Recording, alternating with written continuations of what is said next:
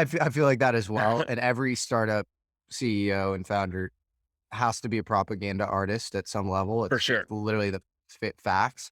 But I think it's interesting to like, even if the startup fails and the thesis is wrong, if it's really generative and like, maybe it's like a 1.0 idea that needs like a 2.0 iteration that the person watching the thing is going to be like, this is awesome. It's missing XYZ thing. And I'm good at that thing. And I'm going to do a different version of it.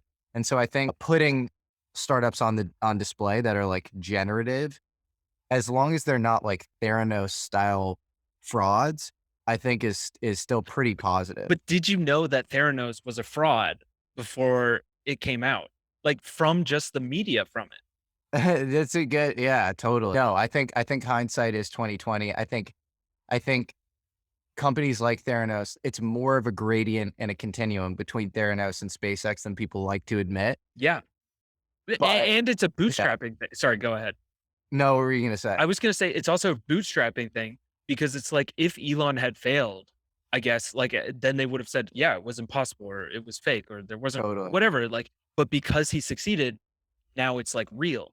And it's like, maybe if I don't know if it's, like, physically impossible to do what Theranos was trying to do, but she just didn't That's I don't yeah. think she was the right person, or, like, she That wasn't the scientist, like.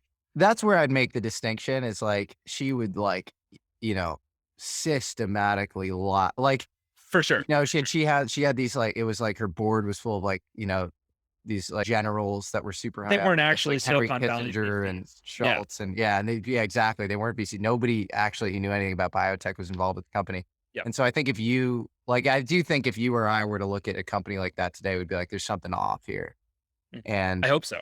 yeah, I hope so too. Exactly. But and then there's the idea where it's like, okay, if the thing is off, does it hurt people? And if the thing if it doesn't, then I don't think the stakes are quite as high. It's like a person trying something that's like generative and it's a hypothesis that they're trying to like sort of flesh out. And if it hurts people, then I think you have to be super strict with your diligence and your filter has to be really tight.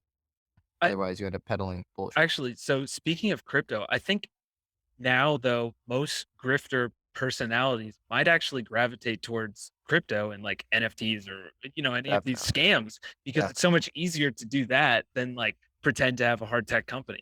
So maybe it's like, Sure. it's actually, that's a great, that just helps increase the quality of the hard tech companies. Yeah, like it siphons off the like Yeah. The bad grifters. people. Yeah. Yeah, the grifters. That's an interesting take. Yeah. I don't know. Maybe I'm always too pessimistic on this stuff, but I'm more on your first analysis, which is like it's just misallocation. I think actually Delian has a great tweet that as I'm saying this, I'm like, that's actually a tweet from Delian where it's a tragic misallocation of talent. Our younger generations are spending their time on digital Ponzi schemes, Yeah. which is it's pretty absurd. Yeah. Yeah. It sucks. Yeah. It really does. But you're But right. You see it short time horizon positive feedback and you're like, all right, why don't I try that for a little bit? But mhm. that's not good. Yeah, and so whenever I think I have people on my podcast, I think there's gonna be, like, a caveat that, like, I'm asking questions. I think that's what Joe Rogan does. Like, Joe Rogan doesn't say, "I fully 100% support this." Like, he's just like, "Dude, I'm just talking to them. I'm just I having a know. conversation." It's like, I'm not promoting this. It's like, he's just like, "Dude, I'm just talking."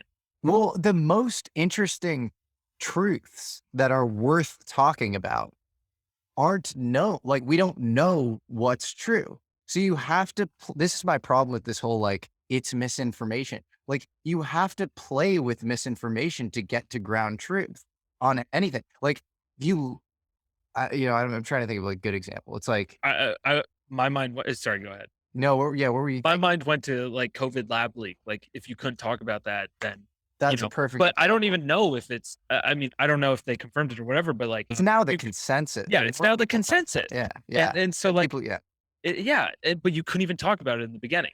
you You couldn't even had to. talk about it. Yeah, you had to, and you have to in your mind be like, could this be true? And like talk it out, and then you know what? There's something off about it. I don't think this is true. And it's cool to display that in the form of media and entertainment. And you're not necessarily, as you say, like you're exploring truth and you're playing with misinformation in the service of truth. If you a priori hermetically seal yourself from something you think is misinformation without engaging with it Yeah. and actually understanding like it deeply enough to know that it's misinformation, then you have a horrible thought process. Mm. And so I think that's the big problem with this whole day is you have this like smug, credentialed class that like these like bureaucrats who aren't even necessarily like practicing in a lot of these fields.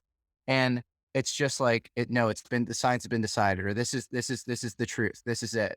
And like I won't even get into the specifics because this is where we get into sort of dangerous territory. I'm gonna keep this vague intentionally. Yeah. But it's just such a it's a citadel. It's a far cry from what the university system is supposed to be and what like, a healthy Socratic debate is supposed to be, where you figure out truth together. It's this like weird dogmatic religious thing.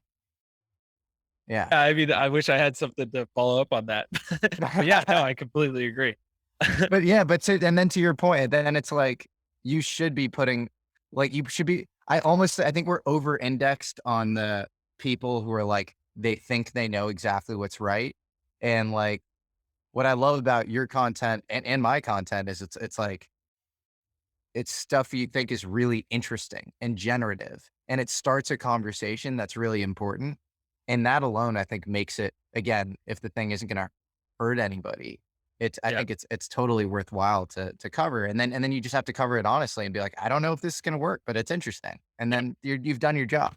Yeah, and the podcast is perfect for that versus, like, editing and for me personally, like, editing and being like, "This, then this, then this, then this." Like, podcasts, Yes, like, what's happening here? Yeah, so totally, that's just candid.